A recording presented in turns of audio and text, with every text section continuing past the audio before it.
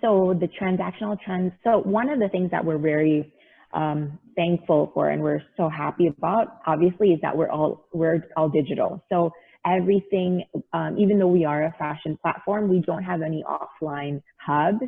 So that really helped us save our overhead. So when COVID-19 happened, we only had to concentrate on how to make sure that the engagement of our consumers are continuous and they're still coming onto our website when digital has become so noisy, because now we are competing now with all of the offline that has rushed onto online, right? One of the things that we've noticed is people are spending more time online, and thus e-commerce are getting a lot more traction and views. However, that doesn't necessarily relate to conversion. So even though our views are increasing, our conversion is kind of decreasing because of the number of people coming onto the website, not the same amount of people are purchasing. And also when they do purchase, they're purchasing more frequent, but the items are becoming lower in price.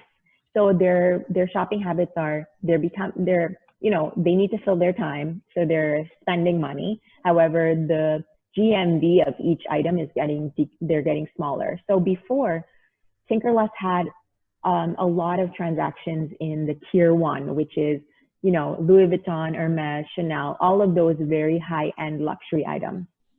But what we're seeing now is people are actually coming in for more casual attire and more like the fast fashion. So even though before COVID-19, fast fashion was a big part of the transactions, now we're seeing even more people and less people actually shopping and investing in the big pieces. And I think this is kind of apparent with all e-commerce right now. People are kind of concentrating on what they need now instead of like all of the discretionary, like the more disposable, nice to have. So now we're definitely targeting more of that kind of like, marketing schemes. Like for our newsletter, even we kind of concentrate more on like, okay, what is available in our fast fashion segment rather than kind of highlighting the high-end brands. Because before, even though we concentrated equally on advertising for high-end and the low-end, we would get enough traction on both. Now it's kind of like, okay, let's invest in more of the fast fashion. So that's kind of like one of the things that we've been seeing. So more people coming onto the website, but definitely their attention is going to be the lower price item. Right. Just now you mentioned about authentication. How did you go about authenticating the tier 1 luxe items to ensure that they're real? So of course. So we have a few ways. So we have 3 different, how this kind of evolved within Tinkerlust as well. So when Tinkerlust first launched, I was actually the one authenticating with my co-founder. So things would come into like items would come into our warehouse and we would be doing that. But that was like super early days, I would say like the first few months. But now we process around 500 to 800 items per day. So obviously we need a very efficient system to process and curate and then authenticate. And how we do it is we have 2 different tiers, right? The tier 1 and the tier 2. So for the tier 1, which is more the high end, we already have a very scientific way in which we look at certain attributes, and that formula is based on the brand actually. So for example, Chanel versus Hermes, we already have the pinpoints of different attributes that we look at. Like for example, it can be from a serial number to a zipper to the threading. And for the fast fashion, there's simply only 7. So we look at the pricing, the style, the category, the season. So the way we authenticate really depends on obviously the category and also the brand.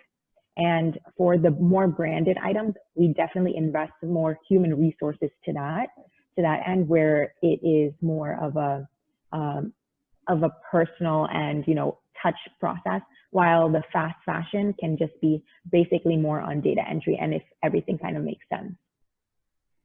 Interesting. Based on like the pricing and the threading, the brand. So we already kind of have a booklet that we've translated into a tech, like a tech system to allow for so many items to be processed in a very efficient way and streamlined way. I see. Interesting. Now, share with us then, how do you go about implementing these smart technologies, investments, or even risk management strategies to align with your business growth, be it from the technology standpoint, warehousing, talent management as well? Yeah. Well, so I feel like there's a few aspects to it. There's the operation, so that's warehousing, then there's the technology, and then there is the business side. So we can start with warehousing. So for us, warehousing has always been kind of one of the biggest investments for us. And the reason is, as an e-commerce company, operations is one of also the core of our business. And when we started, we had a very small warehouse, and we didn't see that we needed to invest in such a huge warehouse because our supply wasn't that great yet. But then I would say 12 to 18 months into the business, more and more sellers wanted to give us their fashion items, which was awesome for us. We were growing steadily. However, we saw that we couldn't keep up with our seller incoming items. So our warehouse would just be packed and packed. And at one point where it got there was like a backlog of around 6 weeks in which a seller could actually drop off their items because our warehouse just could not contain any more items. So at that point, we were like, okay, this is the time when we need to actually invest and take the risk to a bigger warehouse and to actually scale. We didn't have that capacity to do that, and that's why we decided to actually work with a third-party logistics. And when we worked with a third party, they had the resources to actually scale and really expedite the process for us. Then the second moment where we saw that was Tinkerlust was just becoming much more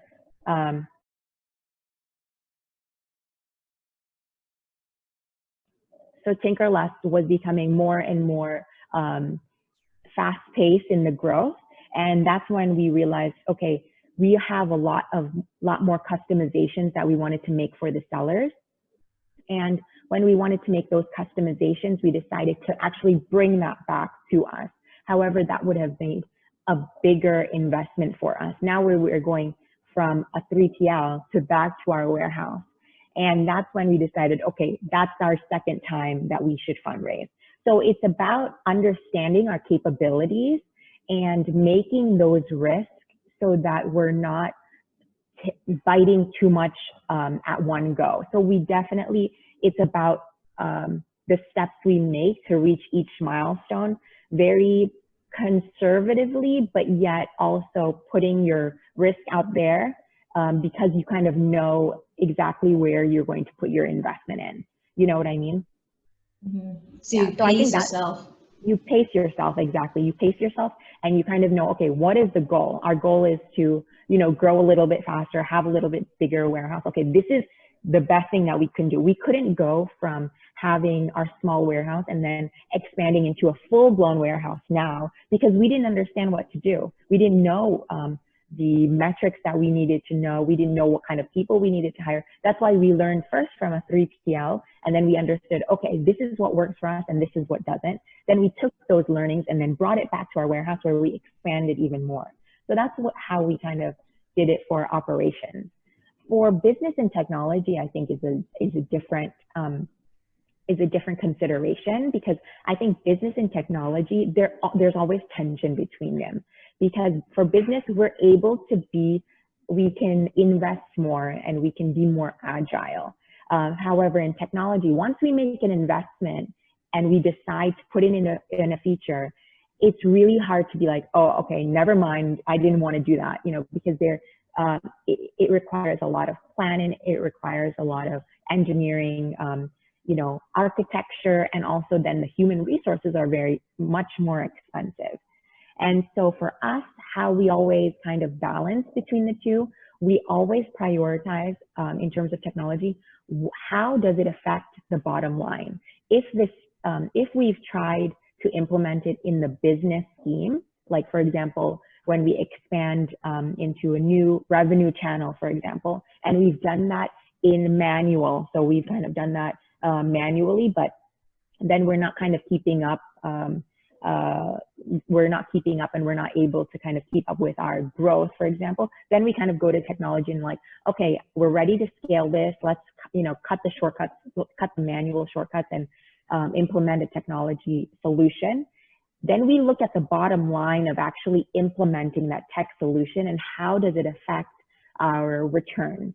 And if we kind of all decide, okay, let's implement this tech feature, let's implement this algorithm, let's streamline this process, then we'll kind of make that tech investment. But technology is one of the most expensive resources, and so we definitely have to really think about how we want to spend and where that those tech efforts want to go into the business, and usually that goes hand in hand with our business plan and our vision and our goals, Yeah.